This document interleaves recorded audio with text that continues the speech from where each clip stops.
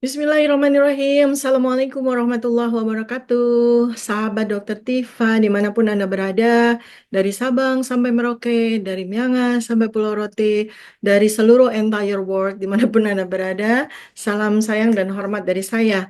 Baik, dari hari ini ya, saya ingin membahas tentang sebuah apa nih ya, sebuah fenomena atau sebuah kasus lah yang berkaitan dengan program makan bergizi gratis ya. Memang kasus ini belum menjadi kasus karena baru wacana ya. Jadi melansir berita dari Kompas Tempo di tanggal 25-26 Agustus 2025 ya, bahwa Kepala Badan Gizi Nasional itu menyatakan bahwa serangga dan ulat bisa jadi sumber protein untuk makan bergizi gratis. What? Gitu kan. Gimana anak-anak sekolah kita mau dikasih makan serangga sebagai alternatif protein untuk mereka dimakan di sekolah? What? Gitu ya. Jadi kan mesti kita bertanya juga dan ya, walaupun saya suka suka bercanda, tapi ini bercanda-bercanda yang semi serius ya, karena ini kan kaitannya sama anak-anak kita yang lagi sekolah yang mau dikasih makan serangga ini ya, gitu ya. Jadi kita mesti harus lihat dari segala sudut pandang terkait dengan hal ini ya, karena makan itu ada sesuatu yang sangat tinggi derajatnya. Dari sisi agama, dari sisi kesehatan, dari sisi kesejahteraan, dan dari sisi kehidupan manusia pada umumnya ya. Orang itu cari duit kan untuk makan keluarga. Orang mencari pekerjaan basically-nya adalah untuk kasih makan keluarganya kan ya, selain kebutuhan-kebutuhan keluarga yang lain. Sehingga makanan itu kan sangat tinggi.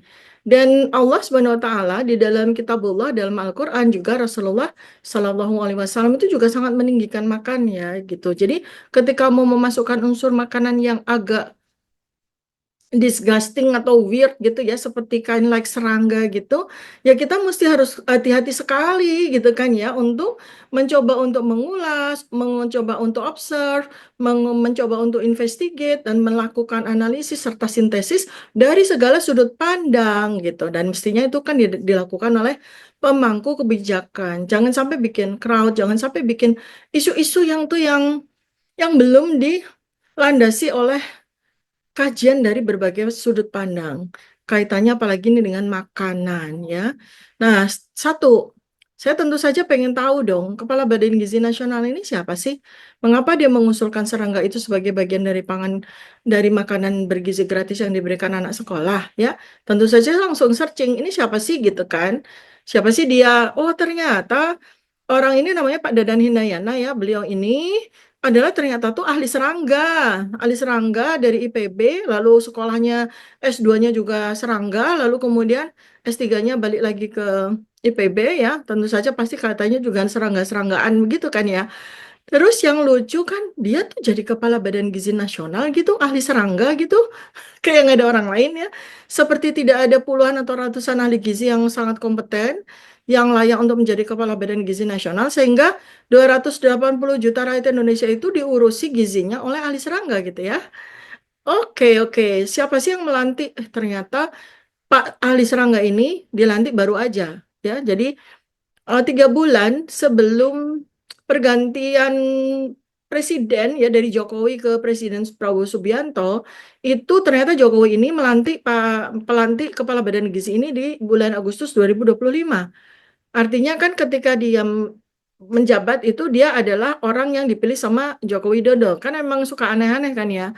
Jadi Kepala Badan Gizi Nasional yang ngurus gizi seluruh rakyat itu yang dipilih ahli serangga. Kemudian yang ngurusi Kementerian Kesehatan, Menteri Kesehatannya adalah ahli ekonomi kan gitu. Sehingga ya udah visi misi dan tujuannya kan kita sudah tahu ya. Oh, seorang ahli serangga pasti akan mengumumkan bahwa serangga itu bagus sekali untuk makanan manusia kan gitu ya. Jadi ya wajar kalau dia itu mengusulkan serangga sebagai sumber protein untuk makan gizi anak. Nah, masalahnya adalah saya ini seorang dokter yang bergerak dalam bidang nutrisi nih kan. Jadi saya tidak begitu saja menerima itu dan apalagi saya juga punya ilmunya gitu dan saya juga minta sama sahabat dokter Tifa semua itu saya pengen melatih Anda semua itu untuk berpikir itu secara komprehensif kemudian kita semua Anda semua adalah orang-orang yang cerdas yang diberikan karunia Allah dalam bentuk otak yang bagus dan cerdas mestinya juga kita tidak begitu aja menelan segala macam informasi tanpa kita melakukan penelitian dan kajian. Do your own research ya. Jadi udah dari 3 tahun yang lalu tuh para ahli itu sampaikan, buatlah riset. Maka saya akan mendrive Anda untuk melakukan pengkajian ya secara singkat dan nanti Anda terusin sendiri ya. Apakah serangga itu memang layak menjadi bagian dari menu makanan manusia ya? Oke, sampai di sini. Lalu saya akan pindah ke bahasan yang berikutnya lagi tentang serangga sebagai makanan ya. Jadi kurang lebih beberapa tahun yang lalu itu ada propaganda, ada sebuah gerakan ya, project itu namanya All Things Bugs. All Things Bug ya. Ini adalah grant ya, hibah penelitian untuk mengembangkan pangan berbasis serangga untuk melawan malnutrisi gitu ya. Lalu siapa sih yang memiliki gagasan serangga dijadikan sumber pangan untuk melawan malnutrisi ini? All Things Bugs. Siapa lagi kalau bukan Bill and Melinda Gates Foundation? Ya, jadi Bill and Melinda Gates Foundation itu memberikan hibah kurang lebih 100 kepada para peneliti untuk mengembangkan bagaimana serangga itu bisa menjadi bahan pangan begitu. Lalu kemudian difabrikasi dan kemudian menghasilkan beberapa startup perusahaan yang sekarang itu sudah berproduksi untuk memproduksi serangga dan daging sintetis yang digunakan untuk mengganti sumber protein hewani yang dikenal selama ini ya sebagai sumber gizi tinggi untuk protein hewani yaitu dari hewan ternak dengan alasan bahwa lagi-lagi Bill Gates itu kan mengatakan bahwa dia kan sangat concern dengan isu global climate change yang dia sangat percaya bahwa salah satu yang menjadi penyebab dari global climate change itu adalah eh, produksi gas metana yang besar sekali hasil dari kentut dan dari feses dari hewan-hewan ternak itu. Makanya dia dalam alam pikiran dia itu dia berpikir bahwa hewan ternak harus dihentikan nih. Ya, jadi ternak hewan yang menghasilkan metana dan menghasilkan akhirnya memberikan dampak dalam bentuk global climate change itu harus dihentikan. Terus diganti apa ya protein diganti serangga gitu. Jadi secara gampang itu dia begitu tuh mencoba untuk mencari solusi terhadap sesuatu masalah yang dia pikirkan ada di dunia ini dengan pikirannya sendiri gitu kan. Nah akhirnya terciptalah beberapa perusahaan baru yang kemudian menghasilkan serangga dan menghasilkan daging sintetis ya daging transgenik yang berasal dari olahan kedelai dan serangga itu sendiri. Dan anehnya lagi, si Bill Gates ini pun menjadi investornya. Jadi dia pada saat memberikan hibah untuk penelitian serangga itu, dia menjadi filantropis, ya ceritanya gitu ya. Menjadi orang yang murah hati gitu. Lalu kemudian ketika barang itu udah jadi dan bisa siap diproduksi, dia beralih rupa menjadi investor. Tentu saja investor akan mendapatkan keuntungan dan keuntungan itu pasti jauh lebih besar daripada uang yang dia berikan untuk penelitiannya gitu. Kan kayak waktu di vaksin itu kan, dia memerankan diri sebagai filantropis, dia dengan foundationnya itu memberikan dana untuk pengembangan vaksin pandemi COVID waktu itu. Lalu kemudian setelah vaksin itu jadi, dia beralih rupa memerankan diri sebagai investor. Nggak heran sih kalau kita sebut nama Bill Gates kan gitu ya. Oke, yang heran adalah kalau Anda ikutin ikutin bulet-bulet, nah itu yang heran gitu kan. Oke ya. Jadi udah nih 2 poin ya. Satu tuh tadi tentang wacana pemberian serangga sebagai sumber pangan untuk program makan gratis oleh seorang ahli serangga yang menjadi Kepala Badan Gizi Nasional. Sekarang ini ada beberapa tahun ya ada All Things Bugs yang didanai oleh Bill Gates yang nantinya akan menghasilkan industri pengolahan serangga dan daging sintetis untuk dipakai sebagai makanan masa depan dari manusia sedunia. Mau, mau nggak makan serangga? Lalu, lalu kemudian tuh dibuatlah artikel-artikel, jurnal-jurnal untuk melegitimasi bahwa memang betul loh manusia itu dari dulu itu makan serangga gitu ya. Jadi saya sudah baca banyak sekali artikel-artikel dan jurnal yang berjibun gitu ya, yang yang menimbuni sosial media maupun jurnal-jurnal itu ya, scientific gitu kan, bahwa ternyata benar loh berdasarkan literatur review bahwa manusia itu udah makan serangga selama ribuan tahun loh gitu. Bener nggak sih gitu? Sekarang kita lihat aja di Indonesia ya. Sejak ribuan tahun yang lalu, kira-kira sejak zaman Majapahit sampai sebelumnya, apakah betul manusia makan serangga? kulineri Indonesia itu mengenal serangga sebagai bagian dari kulinerinya bangsa Indonesia apa enggak? Kita bisa lihat dari mana? Dari buku-buku sejarah, dari prasasti-prasasti, dari apa gulungan daun lontar yang dipakai para ilmuwan zaman dulu untuk menuliskan jejak sejarah di situ. Apakah ada tuh serangga gitu? Ya ada lah secuil-secuil. Pada saat kapan sih serangga dimakan manusia? Pada saat terjadi pacaklik, pada saat terjadi kerawanan pangan yang luar biasa. Jadi pada saat-saat itulah serangga dimakan. Tapi kalau keadaannya baik-baik aja, aman-aman sentosa ya makannya protein hewani ya semua orang seluruh dunia termasuk Indonesia juga ya makannya adalah hewan ternak gitu kan.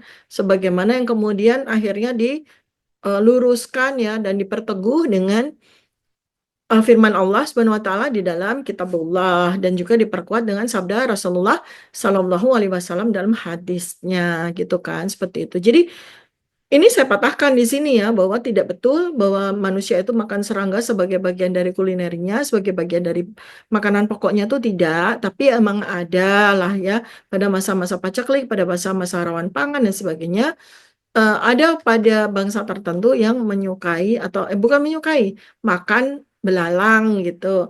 Nah, kayak misalnya apakah di Indonesia itu ada yang suku atau daerah yang senang makan serangga gitu ya? Adalah spot-spot ya. Terutama kalau di Jogja yang sangat terkenal itu di daerah Gunung Kidul ya. Saya dari kecil juga kalau lagi kayak jadi wisatawan di sana gitu kan suka ada lah hidangan apa tuh namanya ditaruh di toples itu kan oh ternyata itu belalang gitu. Dan ketika kita tanya apakah belalang itu menjadi makanan harian orang Gunung Kidul, enggak juga.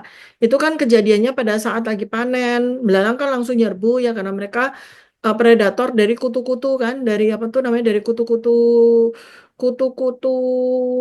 tanaman padi ya, apa namanya itu wereng ya, wereng itu kan predatornya si wereng itu kan belalang. Jadi ketika tanaman padi itu udah meninggi, kemudian bulir-bulirnya itu udah berisi beras, calon beras gitu, kan berdatanglah si wereng-wereng itu kan kutu-kutu itu. Karena kutu-kutu itu jadi banyak, maka berdatanglah belalang ya, belalang beranak pinak dan seterusnya. Jadinya kan banyak belalang ya, sehingga penduduk jadi pada nangkepin dan kemudian digoreng jadi keripik, jadi cemilan gitu aja sebenarnya nggak selalu dalam setiap tahun atau apapun itu menjadi konsumsi makanan orang Gunung Kidul tuh enggak ya. Nah, kemudian ada artikel lagi yang menyatakan nih, artikel yang kemudian menjadi propaganda ya bahwa dulu tuh balik lagi, dulu tuh ribuan tahun yang lalu tuh serangga biasa loh dimakan sama orang-orang, sama manusia-manusia zaman dulu. Tapi kemudian era terjadinya sebuah perubahan, transformasi dari makanan-makanan yang staple, makanan-makanan yang localized gitu, berubah menjadi makanan Western ya, akibat dari kolonisasi dan industrialisasi, menyebabkan perubahan dari pola makan orang-orang di seluruh dunia ya.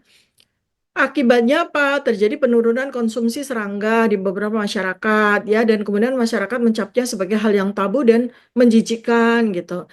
Nah, kalau memang benar ya bahwa pola makan barat yang kemudian datanglah ke dunia timur, datanglah ke Asia termasuk ke Indonesia itu mengubah pola manusia yang dulunya makan serangga jadi enggak, jadi makan burger, jadi makan fried chicken kayak gitu. Terus kemudian lama-lama kita melihat serangga itu sebagai hal yang tabu. Kok enggak ya? Nggak ada dalam DNA orang Indonesia itu kita dulunya makan serangga tuh enggak. Lalu kemudian digantikan burger, digantikan dengan segala macam makanan-makanan olahan barat gitu. Terus kemudian DNA kita lupa sama dulunya kita makan serangga tuh enggak ya, enggak ada sebuah cerita. Jadi ini adalah sebuah propaganda post-truth yang sangat menyesatkan karena memang ada industri baru yang lagi dikembangkan yaitu industri makan serangga gitu ya. Inilah ya teman-teman, sahabat Dokter Tifa semuanya ya, kita mesti di dalam era post-truth, di dalam era fitnah dajjal ini ya, di mana yang benar jadi salah, yang salah jadi benar kan, kita benar-benar harus yang betul-betul yang terus ya meluruskan pikiran kita, meluruskan hati kita sehingga kita tidak terombang-ambing dalam kesesatan informasi yang luar biasa terjadi pada dunia dewasa ini ya, termasuk dalam soal serangga ini gitu kan ya. Oke. Nah, udah tahu ya. Oke. Kemudian sekarang saya kembalikan lagi kepada soal penggunaan makanan serangga ini karena jangan heran bahwa nanti ya demi untuk tercapainya tujuan NWO ya, NWO di dalamnya ada Bill Gates ya. Kalau saya bahasa saya GP gitu ya. Mereka memang ingin mengganti pola makan atau pola konsumsi orang sedunia itu dengan serangga dan daging sintetis demi untuk industri mereka bisa berkembang. Mereka sendiri tetap aja makan daging sapi biasa yang mereka ternakkan sendiri di peternakannya mereka gitu. Mereka sendiri tetap makan ayam dan sebagainya. Lalu orang-orang sedunia diminta untuk ganti makan menjadi makanan serangga. Kan itu ceritanya tuh seperti itu sama daging sintetis kan. Ceritanya itu sebenarnya secara mudah begitu. Termasuk propaganda itu sekarang udah mulai masuk kepada proyek makan bergizi gratis. Apa nih nanti? Ya industri lagi kan. Jadi nanti uang yang aduh ada susah payah dikumpulkan nih. Saya juga pengen sebenarnya pengen bicara sih sama Presiden Prabowo. Kalau memang nggak ada uangnya nggak usah dipaksain gitu. Ada loh cara-cara memberikan makan bergizi gratis, tis kepada anak-anak kita, bahkan bukan hanya kepada anak-anak tapi juga pada keluarga. Itu yang benar-benar bukan hanya kembali modal, tapi juga malah memperbesar kesejahteraan dan ekonomi dari keluarga loh. Nanti ya di video yang lain saya akan sampaikan itu. Karena itu yang harus dilakukan, bukannya kemudian, aduh, jadi ngemis-ngemis kemana-mana, minta utang kemana-mana, kemudian menggeser menggeser biaya yang mestinya jauh lebih penting yaitu soal pendidikan dan sebagainya malah digeser jadi pola makan. Jadi untuk membiayai proyek makan gratis dan apalagi kalau nanti wacananya adalah datanglah dari NWO, datanglah desakan atau push atau tekanan untuk mengkonversi makanan makanan bergizi gratis itu proteinnya diganti dengan serangga ya. Ini mulai dari serangga lokal ya. Orang-orang disuruh nangkepin serangga lalu kemudian dijual ke itu ke ke rekanan yang mengolah makan gratis itu. Lalu lama-lama itu nanti industri itu akan berdatangan menyampaikan proposal dari perusahaannya yang menghasilkan tepung serangga yang bisa diolah menjadi nugget kan gitu tuh. Tepung serangga yang bisa diolah menjadi sosis yang disukai sama anak-anak gitu kan. Diolah menjadi daging sintetis. Nah, itu tuh jalurnya tuh begitu tuh ceritanya. Jadi dimulai dari isu serangga dulu. Bukankah orang Indonesia suka makan serangga gitu kan. Lalu lama-lama terjadilah pembelian ya bisnis ya tepung serangga lalu dipakai untuk salah satunya adalah untuk memberi makan anak-anak kita kan gitu tuh ceritanya. Nah sekarang ganti sudut pandang yang lain lagi ya kita ini lagi kita kaji lagi secara empirical base, secara scientific base dan secara reflective base ya wacana penggunaan serangga itu apakah benar nih ya. Pertama, kalau dari sisi kesehatan sendiri ya, kita mesti lihat pros and cons-nya gitu. Konsekuensinya apa sih kalau orang atau manusia itu makan serangga ya. Perhatikan baik-baik bahwa karena serangga itu bukan sebuah makanan yang biasa dikenal, proteinnya pun juga tidak dikenal oleh sebagian besar masyarakat. Sebagian besar manusia itu nggak mengenal protein yang ada di serangga. Akibatnya apa? Akibatnya protein yang masuk dari badannya serangga yang dimakan itu dipindai atau dibaca oleh tubuh sebagai benda asing, maka tubuh kemudian menghasilkan reaksi antigen antibodi yang pada beberapa beberapa orang menghasilkan alergi, pada beberapa orang menghasilkan sebuah fenomena semacam keracunan gitu ya. Misalnya mulai dari diare, bisa jadi shock anafilaktik, bisa jadi kemudian ruam parah atau sampai Stephen Johnson syndrome dan sebagainya. Itu hati-hati sekali ya di situ. Kemudian habis itu serangga itu basically-nya kan kalau dari rantai makanan dia itu kan ada pada level yang kedua ya. Dia pemakan bakteri, dia memakan serangga yang kecil, kutu, parasit dan sebagainya. Automatically di dalam badannya itu kan ada kontaminan-kontaminan ya. Isinya badan dia tuh ada bakteri, ada virus, ada parasit yang bisa menyebabkan penyakit bagi manusia. Begitu juga dengan toksin. Karena apa? Serangga itu kan makanannya itu kan bakteri, parasit, virus gitu ya. Dan dia tuh kanibal juga kan. Dia makan belalang yang lain, dia makan serangga yang lebih kecil kan gitu. Makanya dalam badan secara alamiah akan ada toksin untuk melawan dari toksin yang binatang yang serangga lain yang dia makan gitu kan. Pasti yang mengandung toksin. Jadi ketiga hal itu ya alerginya dari proteinnya serangga, kemudian ada kontaminasi karena dalam tubuh serangga itu ada bakteri, ada virus, ada parasit, kemudian ada toksinnya, itu jelas-jelas akan memberikan pengaruh atau risiko bagi kesehatan manusia yang mengkonsumsinya, apalagi secara terus-menerus. Hati-hati ya. Dan ini nggak bisa diargumentasikan dengan, oh kan nanti dengan dimasak bakal hilang. Oh enggak, karena komponen-komponen itu kan menjadi sebuah fragmentasi yang mulai dari yang organik sampai menjadi anorganik, tetap oleh tubuh dibaca sebagai benda asing ya, tetap kemudian toksinnya gitu itu kan tetap menjadi sebuah senyawa-senyawa yang walaupun sudah menjadi senyawa anorganik ya, itu tetap akan dibaca sebagai toksin bagi tubuh manusia yang minum, yang mengkonsumsinya. Terus kontaminan-kontaminan dari bakteri, virus, dan parasit yang ada pada serangga udah dibikin tepung dok, bakteri sama virus sama parasitnya nggak bakalan menyebabkan penyakit lagi. Siapa bilang? Karena DNA dari virus pun masih bisa terbaca oleh tubuh sebagai DNA dari fragmen-fragmen dari virus dan sebagainya gitu loh. Jadi Anda jangan jangan apa ya, jangan lugu deh gitu ya. Sekarang karena kita udah bicara dalam level yang udah super tinggi nih. Ilmu tuh udah super tinggi. Jadi fragmen pun seperti yang terjadi pada pandemi COVID kemarin, fragmen pun bisa dibaca oleh tubuh sebagai sebuah virus, padahal cuma fragmen virusnya. Gitu ya.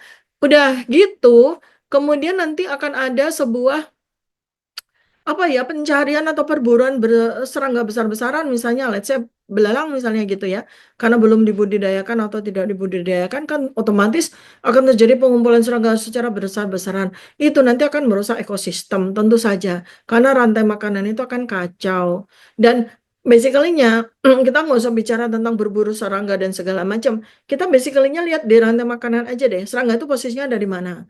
Serangga itu posisinya sebagai produsen ya, produsen makanan, dia sebagai makanan bagi hewan lain yang lebih tinggi maupun dia menjadi predator bagi hewan hewan lain yang lebih rendah derajatnya. Misalnya kutu, misalnya serangga-serangga yang kecil, kemudian sampai bakteri, parasit dan sebagainya. Lalu kemudian dia nggak boleh langsung dimakan manusia, dia mesti dimakan serangga yang lebih besar, dia dimakan burung, dia dimakan hewan yang lebih besar, dia dimakan hewan yang kecil dimakan hewan besar dan sebagainya sampai kepada level manusia sebagai puncak dari rantai makanan. Nah, bayangkan kalau rantai makanan itu dari si puncak itu turun derajat sampai makan serangga, bisa dibayangkan kekacauan apa namanya ekosistem yang terjadi kan? Belum lagi kontaminasi dari pestisida dan pupuk buatan yang ini udah ekstensif sekali di persawahan, di ladang dan sebagainya. Maka serangga yang makan wereng, serangga yang makan kutu dan dia juga makan sampah-sampah dari pertanian itu pun pasti dalam tubuhnya juga mengandung pestisida dan pupuk buatan. Kemudian habis itu dari sisi toyibnya ya, ini bukan belum bicara tentang halal. Nanti saya akan bahas tentang halal. Toyibnya aja dulu atau baiknya aja dulu. Gimana baiknya?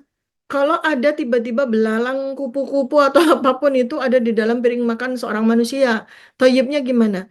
Allah Subhanahu wa taala itu sangat meninggikan, sangat memuliakan makan. Sebagaimana juga yang dicontohkan oleh Rasulullah Sallallahu Alaihi Wasallam. Kita makan aja doanya udah bagus sekali berkaitan sama surga neraka gitu kan. Kemudian kita makan itu penuh dengan barokah, penuh ini adalah rezeki dari Allah Subhanahu wa taala kepada kita untuk melanjutkan hidup kita. Tueng, tiba-tiba ketika dibuka, ada serangganya gitu ya, yang udah nggak toyib kemana-mana. Tadi saya udah sampaikan tentang pros and cons-nya, sekarang dari sisi penampilannya aja. Karena Allah Subhanahu wa taala itu sudah memberikan segala kekayaan di alam semesta ini sebagai bagian dari rahmatnya, sebagai barokah dari Allah untuk dijadikan sebagai bagian dari makanan kita ya.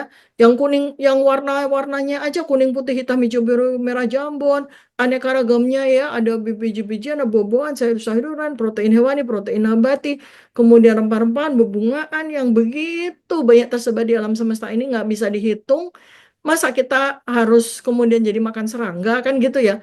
Kayak beraneka ragam dan warna tiba-tiba toeng ada serangga gitu kan? Yang ada tuh makanan kita ada serangganya, kita langsung buang, langsung pites kan gitu. Ini dimakan gitu. Jadi tuh nggak masuk akal sekali dalam konsep kulineri yang indah, yang toyib ya. Nah, sekarang dari sisi halal tuh gimana? Nih ya, memang sih makanan yang halal dan haram itu jelas tertulis dalam Al-Quran gitu ya, apa yang halal dan apa yang haram. Tapi kemudian beberapa hadis ya sesuai dengan sabda Rasulullah SAW itu juga memberikan rambu-rambu kepada kita makanan apa yang bagusnya dimakan ya. Salah satu yang kemudian menjadi dasar argumentasi secara reflective based-nya itu adalah salah satu di hadis ya itu menyampaikan bahwa binatang yang haram ya soal hadis itu adalah yang memiliki cakar dan kuku yang tajam karena itu indikasinya karnivora ya hati-hati agama Islam itu tidak memperbolehkan kita makan karnivora ya, hewan pemakan hewan yang lain. Nah, sekarang serangga gimana? Dia masuk karnivora karena dia memiliki cakar yang tajam, dia memiliki kuku juga yang tajam untuk mencabik-cabik serangga yang lain ya. Apalagi kalau di dalam eh, apa namanya genusnya belalang ini mereka jelas adalah mereka. Belalang itu adalah kanibal ya, ngeri sekali kan ya gitu. Dan secara spiritual kan kamu itu menjadi apa seperti kamu makan kan gitu ya. Kamu itu adalah apa yang kamu makan. Jadi bayangkan aja kalau kita tuh makan karnivora, kita bayangkan kalau kita makan kanibal gitu, DNA dari makhluk itu walaupun sekecil belalang sekalipun akan masuk dalam DNA dan terbaca bahwa oke, kita makan karnivora. Oke, kita makan kanibal gitu loh. Makanya jelas-jelas oleh Rasulullah Shallallahu Alaihi Wasallam ditekankan bahwa salah satu hewan yang haram untuk dimakan adalah yang berkuku tajam dan yang bertaring, apa bergigi tajam dan yang berkuku tajam. Itu apa indikasi dari karnivora? Di hewan ternak itu kan nggak ada ya karnivora ya. Hewan ternak yang tertulis dalam Al-Quran itu kan udah jelas ya. Sapi, kemudian domba, kambing, ikan, kemudian unggas, di dalam ada ayam, ada berbagai macam unggas yang lain, ada bebek, dan turunannya ya sampai ke telur. Itu kan udah yang hebat banget dan sudah berlimpah ruah di seluruh penjuru Indonesia ya. Di laut banyak, di kali banyak, di sungai banyak, di danau banyak. Ngapain kita mesti nangkepin serangga untuk dimakan sebagai protein hewani? Ikannya aja nggak kurang-kurang. Kalau let's say kalau misalnya ikan atau biota laut yang lain itu habis, seafood yang lain itu habis, kita masih bisa beternak ikan itu di ember, masih bisa beternak ikan itu di kali-kali, di selokan-selokan yang dibersihkan, di danau dan sebagainya kan kita masih bisa gitu loh. Jadi berpikirlah yang wide dan cerdas, wahai para pejabat. Nggak cuma sekedar echoing atau ngikutin apa yang dilakukan, propaganda yang dilakukan oleh pihak NWO, dalam hal ini adalah Bill Gates ya. Walaupun memang proteinnya tinggi, oke, karena namanya hewan itu proteinnya pasti tinggi. Jangankan belalang, lalat aja proteinnya tinggi kan gitu kalau memang boleh makan lalat ya. Masalahnya adalah sekarang begini konversinya ya, kalau kita bicara dari sisi protein. Anak sekolah itu butuh protein dari hewan itu berapa? Sekitar 150 gram per hari. Konversinya ya, kayak potongan rendang itu kan 50 gram tuh. Berarti anak sekolah itu kira-kira butuh 3 kali potongan rendang seperti itu ya, 150 gram sampai 200 gram per hari begitu.